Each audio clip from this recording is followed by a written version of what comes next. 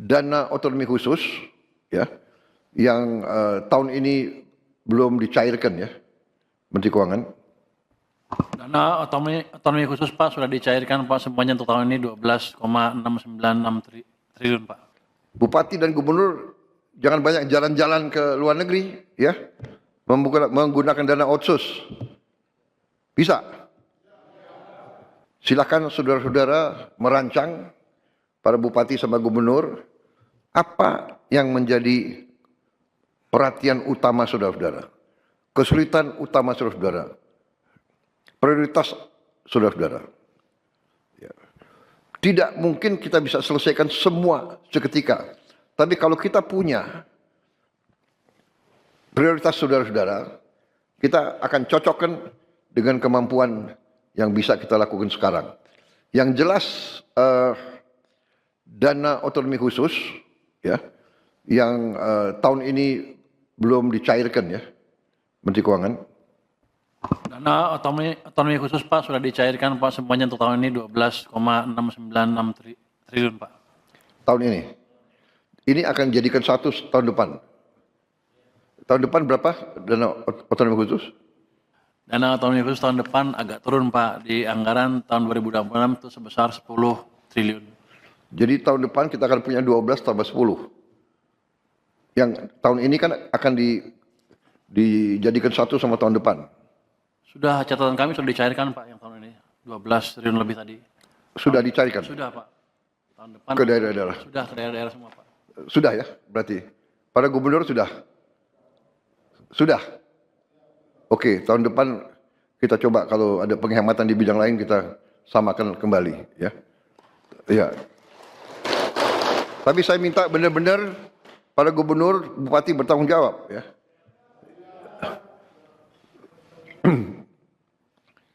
Bupati dan gubernur jangan banyak jalan-jalan ke luar negeri ya, menggunakan dana otsus. Bisa? Kok jawabannya kurang? Bisa? Bisa ya? Ini sekarang ini rakyatmu itu sudah pinter-pinter, semua punya gadget ya. Nanti Mendagri ya, awasi ya.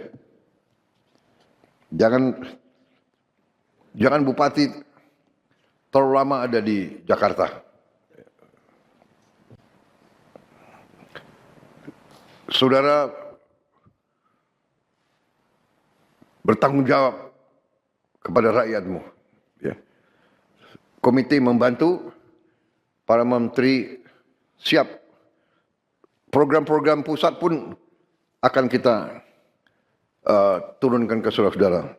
Sebagai contoh, MBG mungkin untuk satu provinsi ujungnya juga sangat besar itu ya. Karena MBG itu akan memberi makan ke semua anak dari mulai usia dini sampai kurang lebih umur 18 tahun. Oh ya, lulusan SMA. Termasuk ibu-ibu hamil. Hari ini kepala BGN sudah berapa?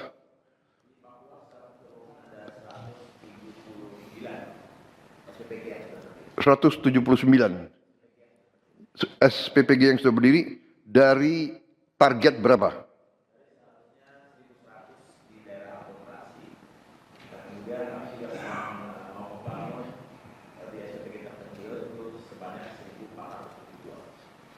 Jadi di Papua saja itu. Di Papua saja berarti totalnya nanti harus berapa? 100, kemudian daerah terpencil 1.400, kurang lebih menjadi sekitar 2.500 SPPG di seluruh Papua, Pak. Dengan total penerima manfaat 2.500. 2.500. Dengan total penerima manfaat kurang lebih 750.000 penerima manfaat, dengan dana yang akan turun ke sana kan 3 kali lipat dari yang di Jawa, Pak.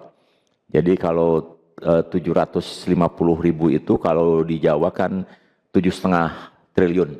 Jadi untuk di Papua ada kemungkinan akan mencapai sekitar 25 triliun Pak, uang Badan Gizi akan turun ke Papua tahun depan. Karena Harga kemahalan Pak, indeks kemahalan. indeks kemahalan. Iya. Tapi berarti sekarang yang sudah ada baru 100. 179 Pak.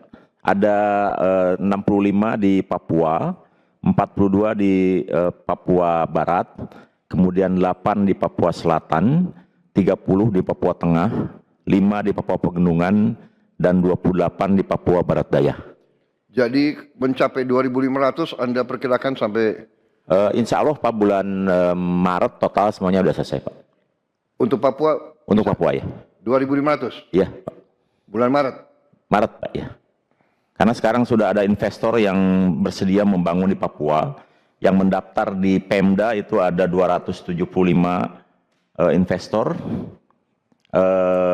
Kemudian totalnya itu akan ada kurang lebih nanti yang membangun di sana di Papua itu kurang lebih sekitar 300-an investor Pak yang akan membangun di sana.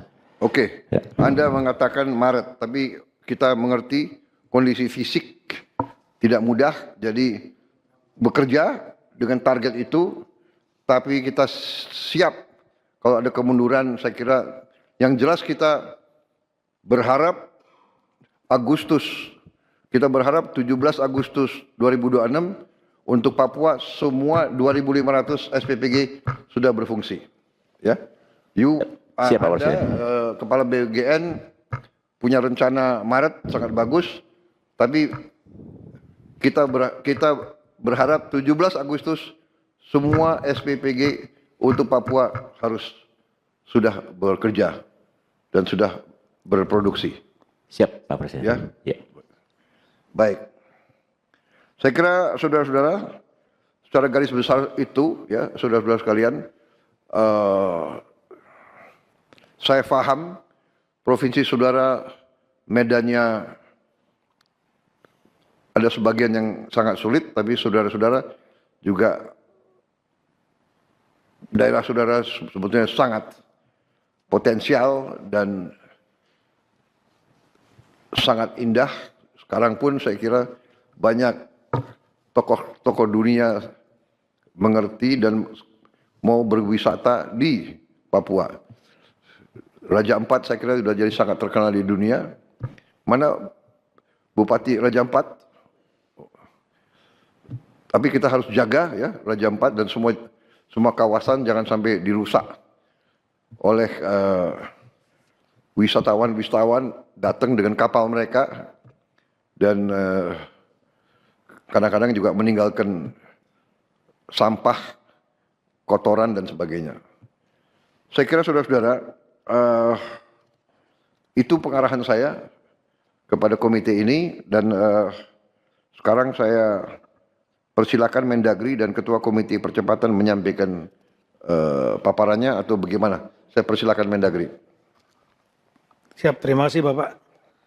Yang kami muliakan Bapak Presiden, Bapak Wakil Presiden, kemudian Bapak-Bapak Ibu Menteri, pimpinan lembaga, Pak Panglima, Kapolri, Pak Kabin, kemudian Ketua dan anggota Komite Eksekutif Percepatan Otonomi Khusus Papua, rekan-rekan Gubernur, Bupati, Wali Kota, Tanah Papua.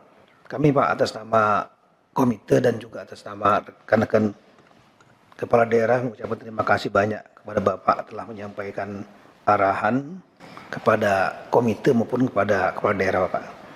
Sejak dilantik oleh Bapak pada tanggal 8 Oktober 2005 di Istana, atas perintah Bapak kami sudah melaksanakan pertemuan internal dengan Komite Eksekutif Percepatan Otonomi Khusus 2 kali, yaitu tanggal 13 Oktober 2005 dan 31 Oktober 2005. Kemudian dilanjutkan dengan pertemuan antara Mendagri, Komite Eksekutif Percepatan Pembangunan Otonomi Khusus Papua dan Kepala Daerah Pak setanah Papua tanggal 15 Desember dalam rangka untuk sinkronisasi, harmonisasi pelaksanaan tugas. Jadi seperti apa komite ini akan bekerja Pak. Kemudian pada tanggal 16 Desember, tadi pagi Bapak, di Bappenas dilaksanakan peluncuran rencana aksi percepatan pembangunan Papua 2005-2009. Dan ini dari Bappenas sudah membuat semacam blueprint Bapak. Sudah dibuat selama 2 tahun blueprint Pak. Tadi diluncurkan oleh Bapak Menteri Bappenas Bapak Profesor Dr. Pambudi, Rahmat Pambudi. Namun kami sampaikan kepada Bappenas, karena ini dulu komunikasinya antara Bappenas dengan kepala daerah yang lama Pak. Dan inilah kepala daerah yang baru hasil pemilu pilkada tahun 2024 Pak, yang dilantik mulai tanggal 20 Februari 2025. Dan yang terakhir itulah Gubernur Papua Pak Matus Pakiri yang baru dilantik lebih kurang 2 bulan yang lalu. Sehingga untuk menyempurnakan rencana aksi yang diluncurkan yang akan jadi pegangan ini perlu dialog kembali dengan rekan-rekan kepala daerah yang terpilih dan kemudian untuk menampung aspirasi Pak. Menampung aspirasi sehingga ada prinsip top down dan bottom up. Dan demikian nanti komite ini diharapkan nanti akan bisa melakukan sinkronisasi dan harmonisasi Pak dengan bimbingan dari Bappenas dan kami dari Kemendagri dan juga dari Kementerian Keuangan Pak. Karena ada Dirjen Perimbangan Pak Askolani yang juga turut langsung. Komite ini nanti tugas utamanya adalah melakukan sinkronisasi dan harmonisasi program yang ada di KL-KL. Yang banyak sekali programnya untuk Papua, tapi selama ini mungkin sektoral Bapak, selama ini. Kemudian ini bisa disinkronkan dengan program di provinsi, yang dulunya provinsi ada 1, kemudian 2, sekarang 6. Sehingga ada 6 gubernur, ini juga programnya harus disinkronisasi dengan baik antar provinsi maupun juga dengan KL. Kemudian ada 42 kabupaten kota. Ini juga harus disinkronisasi, Pak. Harapan kami dengan adanya sinkronisasi, harmonisasi program, ini betul-betul dapat berdampak di lapangan dalam rangka untuk percepatan pembangunan. Sehingga masyarakat Papua bisa lebih sejahtera. Kemudian komite ini juga ditugaskan sesuai dengan Kepres nomor 110 yang Bapak tertangani tanggal 7 Oktober 25, di samping sinkronisasi harmonisasi juga melakukan pengawasan. Jadi program-program baik yang ada di KL, kemudian yang di provinsi, 6 provinsi, 42 kabupaten kota, ini akan melakukan pengawasan dan ini dari komite ini juga akan melakukan 24 jam Pak, tiap hari ada tim karena juga akan berkantor di Jayapura Pak, yang sudah disiapkan oleh Kementerian Keuangan kantornya, yaitu di kantor perwakilan Pak.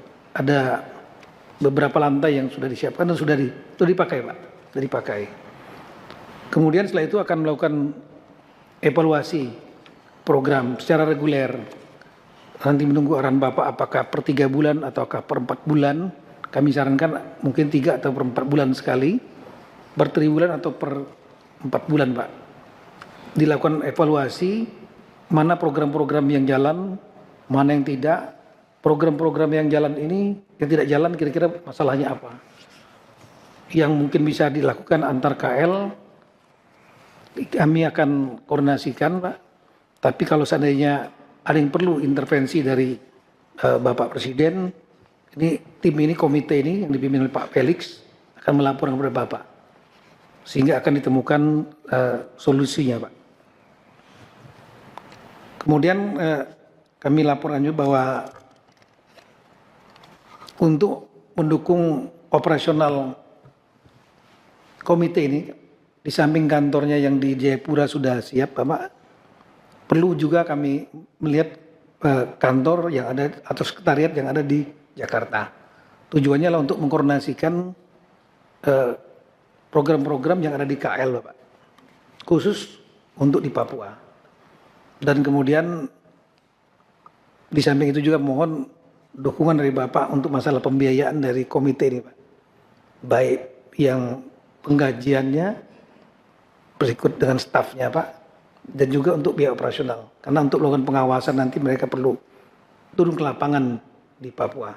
Kami kira demikian Pak, mohon dukungan dari Bapak dan juga mohon perkenan untuk Bapak untuk dapat memberikan waktu kepada Bapak Felix Wanggai sekitar 10 menit Pak untuk menyampaikan apa gambaran rencana yang akan dikerjakan. Demikian Bapak. Sekian terima kasih. Wassalamualaikum warahmatullahi wabarakatuh.